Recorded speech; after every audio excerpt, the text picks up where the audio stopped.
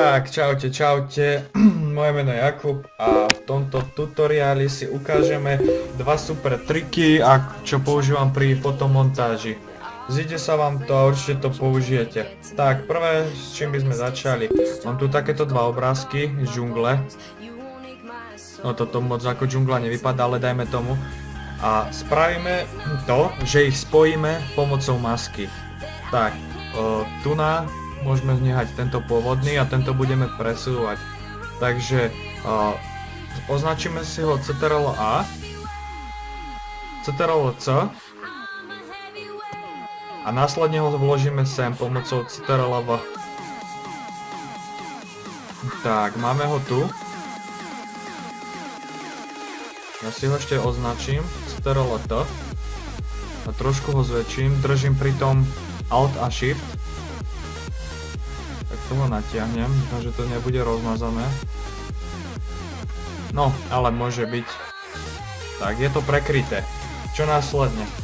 Vytvoríme si tu dole masku, na ktorú klikneme. Add Layer Mask.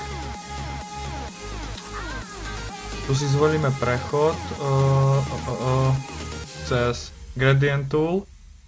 Nastaviť, aby ste mali vždy tento prvý nastavený. Tu si nastavíme čierna-biela, potvrdíme OK. Screen, ja to už mám nastavené, neviem prečo, dajte si na normál. A krytie na 100%. A tento obrázok je vlastne zložený ako z jedného celku, ktorý môžeme rozdeliť na 3 tretiny, 1 tretina, 2 tretina, 3 tretina. A podržíme Shift a vlastne v tej druhej tretine ako keby spravíme čiaru. Držíme a pustíme to.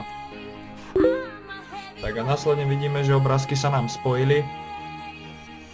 Vidíte, že dá sa to ešte doladiť pomocou šteca alebo pomocou gumy. Následne stlačíme na gumu, nastavíme si tu ľubovoľný štetec. Veľkosť môže byť, krytie zmenšíme, aby sme uvideli ten pekný prechod. Prepneme si na farby, biele na čierne, keď chceme odstrániť ten druhý obrázok. Pomaličky to môžeme s tým ešte pohrať. Ešte trošku by som znížil krytie. No a myslím si, že môže byť. Určite sa s tým tak krajšie vyhrať, už podľa toho, ako budete chcieť vy, to nechám na vás. Ale myslím si, že je to dobrá pomocka, ako si uľahčiť, keď spojenie nejakých dvoch pekných obrázkov, keď nájdete. Vidíte, že tu je ten vodopád neladí.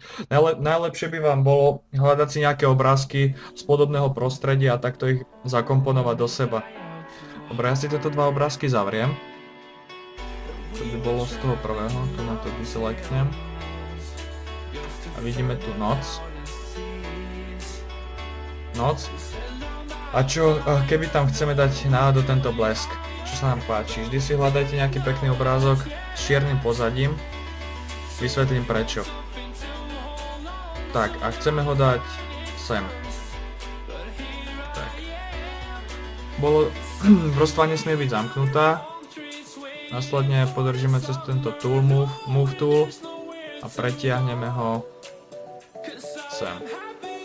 Mohlo by to byť napríklad tu na niekde v rohu.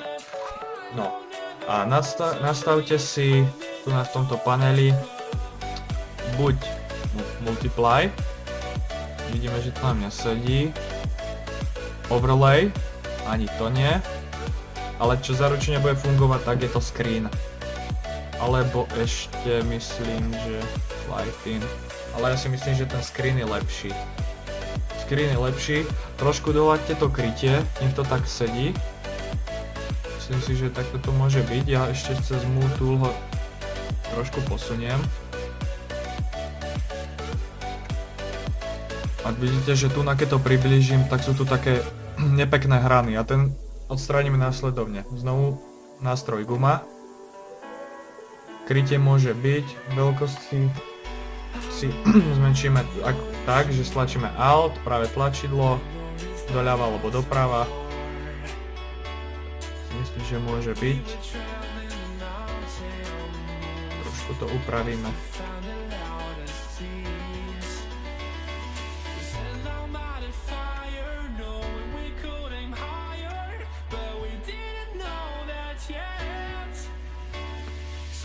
Tak to by bolo všetko z mojej strany. Dúfam, neviem prečo mi to zmizlo. Dúfam, že sa vám to páčilo, tieto dva spôsoby, ako si uľahčiť prácu pri fotomontáži.